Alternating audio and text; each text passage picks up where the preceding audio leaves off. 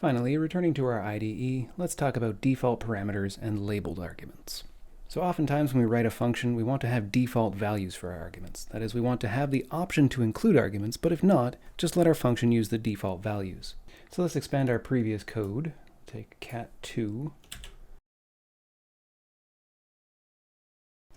and we'll turn it into cat4.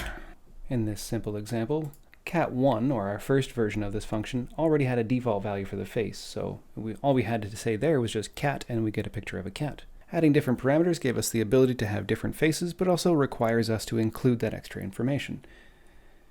If we want, we can include a default value for this parameter, and then if we don't include an argument for that parameter, it will just take that value instead. To do this, all we have to do is make an assignment operation inside our function definition line. So we say def cat4, we say the name of our parameter, in this case face still, and then we say equals, and then whatever its default value is. In this case, we'll give it the default face.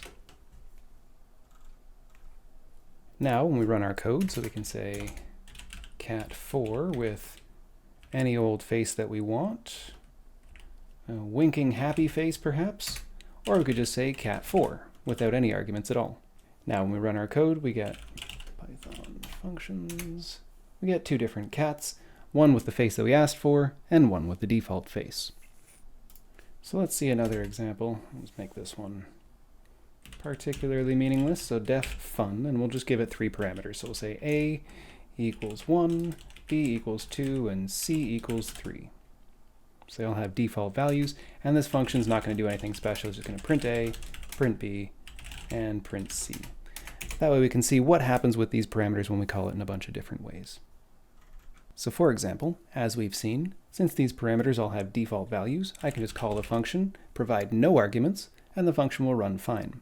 I could also call the function and give it specific arguments. So I could say 10, 20, and 30. Save and run our code. And in the first instance, it prints out the default values of 1, 2, and 3. And in the second case, 10, 20, and 30 as I passed in. Comment out these things so I don't have to see them every time. Now, since there's multiple default parameters, we can also have a mix between parameters that we provide values for and those that we don't. So for example, I could say fun of 10 and 20. Just do one at a time here. And if I say fun of 10 and 20, it prints out 10, 20, and 3. Notice importantly, the 10 went into the first parameter, the 20 went into the second parameter, and since no parameters remained, the c took the default value.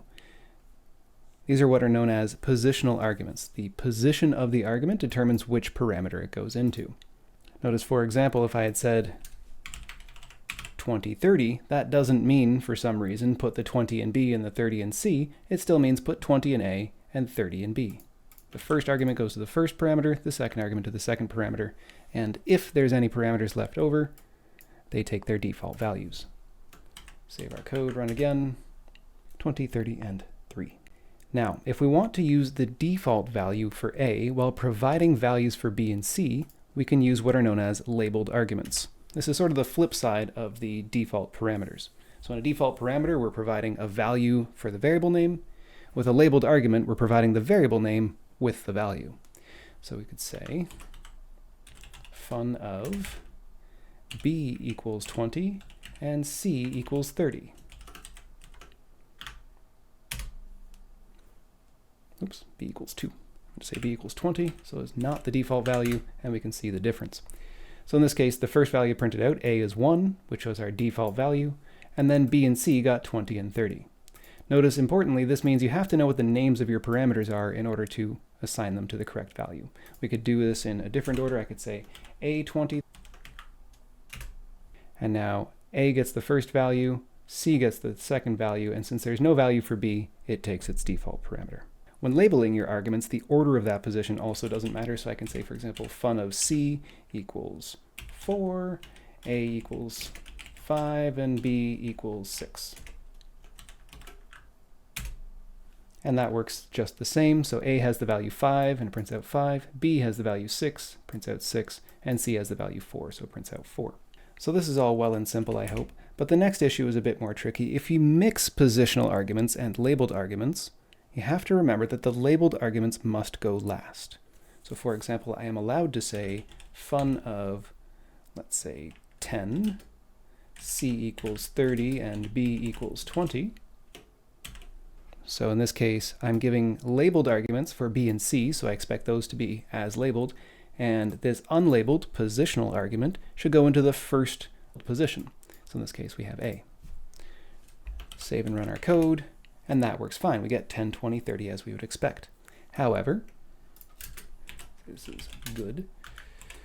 However, if I were to do something like fun of c equals 30, and then 20, and then 10, this is bad. And you can see the IDE is already telling me that this is a problem. So let's try it. We get a syntax error. A positional argument follows a keyword argument. So if we provided labels for our arguments, we can't then include positional arguments. The concept of labeled arguments is used in the built-in print function to provide some very diverse options in Python. So if we look at this little window that pops up every time we mouse over the print function in VS Code, it tells us the definition of print. It says def print, and star values is just the 0 or more values that we want to print out. And then it has some default arguments. It has one called sep, which stands for separator. This is the string that gets put between individual arguments. So if I print multiple values, that's the one that gets put in between each value. By default is just a single space as a string. It has a parameter called end, and this is what it puts at the end of the line. Notice if you put two print statements next to each other, they show up on multiple separate lines. This is because by default, Python injects a /n at the end of a print statement. It also has options for file, which is by default the terminal, and flush, which tells Python whether or not to empty the print buffer immediately following print or to wait for the next time that happens on its own. So for example, we can change these print statements to say something like print the value of a, but then at the end of the line, instead of putting /n, which makes it a new line, we'll put /t, which is a tab. I can also print B and C in the same print statement, but then instead of separating them by a space, I can call our function with the argument sep equals, and then we'll put 3 tildes instead, just so we can tell.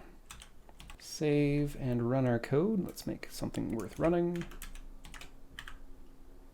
And when our code runs, notice it all shows up on the same line, because we have one print statement that says end with a /t. We have a second print statement here, which has 2 values, but instead of separating them by a space, it separates them with tildes. So we can use the idea of labeled arguments in Python to maximize the utility of the built-in print function.